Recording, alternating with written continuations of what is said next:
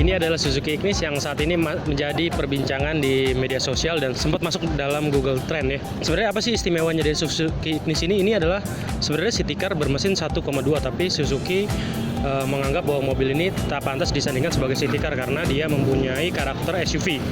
Ini terlihat dari desain yang kotak dengan adanya roof rail di tipe GX.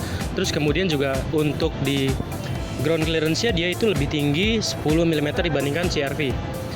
Suzuki Ignis ini memiliki bentuk yang khas, retro-retro tapi mengolaborasikan dengan unsur-unsur modern. Ini terlihat dari headlamp-nya yang sudah LED proyektor, terus juga ada daytime running light juga di sini. Terus juga dia diperkuat dengan aksen chrome, ada di grill di sini dan juga pada fog lamp-nya. Untuk warnanya ini sebenarnya ada beberapa tipe. Untuk yang putih ini dia sebenarnya tidak dual tone, tapi seperti yang di sebelah ini adalah warna oranye. Ini dia cukup apik kombinasi warnanya, di mana ada atap berwarna hitam dan ininya orange. Ini cukup menarik apalagi kalau kita lihat dari atas.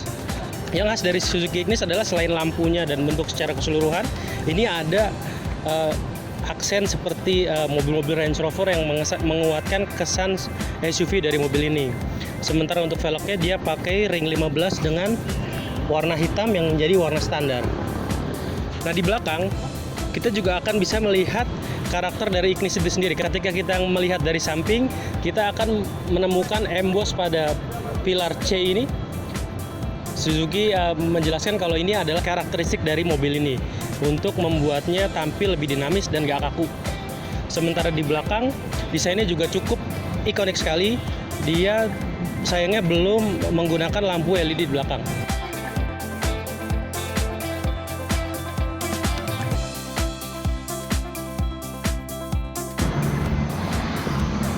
Ya, ini kita sekarang berada di kursi pengemudi Suzuki Ignis tipe GX yang manual. Bagaimana kita lihat, dia udah punya di sini audio steering wheel, terus juga ada tombol info untuk mengganti trip meter, terus juga dia juga punya fitur Bluetooth yang bisa dikoneksikan ke smartphone. Posisi duduknya enak, dia kursinya itu ala-ala bucket seat ya. Dia juga ada support untuk badan di sini nih, busanya juga cukup enak. Oh iya, ini juga udah bisa di naik turunin kursinya. Selain di reclining ininya juga dia udah bisa di naik turunin.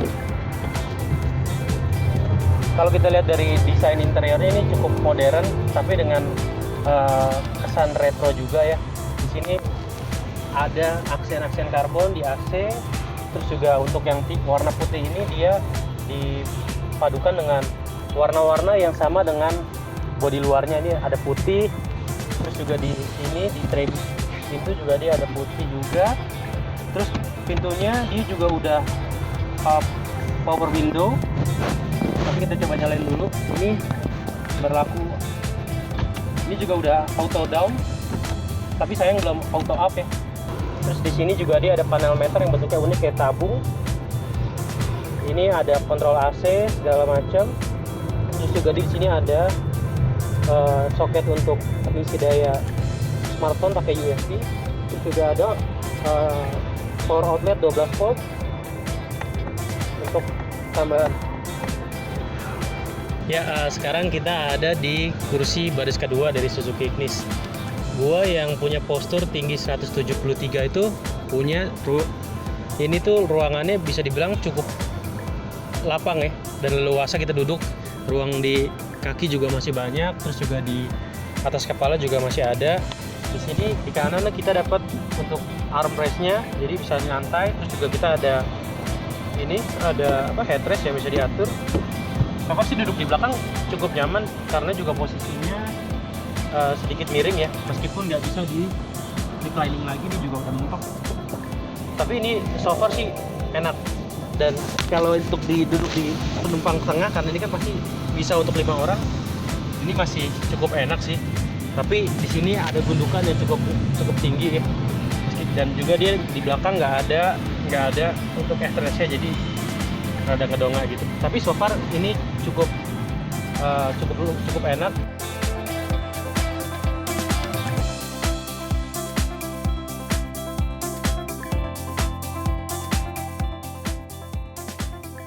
Ini kita lagi ada di Sudirman dan terjebak macet di depan sebelum Atma Jaya.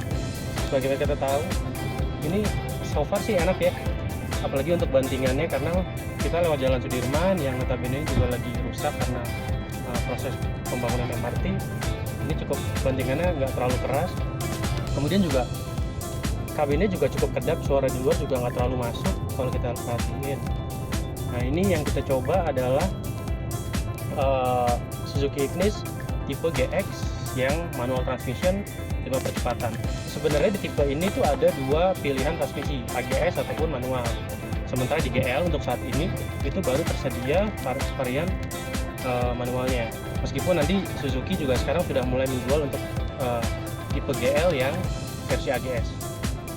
So far sih kalau kalian yang pengen praktis ketika macet-macetan kayak gini, nggak perlu standby kopling, oper-oper gigi dan segala macam, mungkin lebih prefer untuk beli yang versi AGS-nya. Cuma kita karena ingin coba beda, coba nyobain seberapa enak sih, seberapa responsif tenaga dari mesin 1200 yang diusung di Suzuki Ignis ini. So far sih cukup oke untuk berkendara di perkotaan. Suzuki Ignis sendiri mengusung mesin 1.2 liter DOHC VVT yang memproduksi tenaga 83 PS pada 6000 rpm dan torsi 113 Nm pada 4200 rpm. Untuk yang tipe GX, dia udah punya keyless entry dan start stop untuk mematikan atau menghidupkan mesin. Seluruh tipe Ignis sudah dilengkapi dengan dual airbags di depan, rem ABS dengan EBD. Di baris kedua, dia juga punya fitur kursi isofix. Soal harga, tipe GX manual transmission dibanderol 159,5 juta atau lebih murah dibandingkan versi AGS yang dipatok Suzuki dengan bandrol 169,5 juta. Nah, jangan lupa untuk like dan komentar video ini dan subscribe channel kumparan.com dan nantikan video otomotif selanjutnya.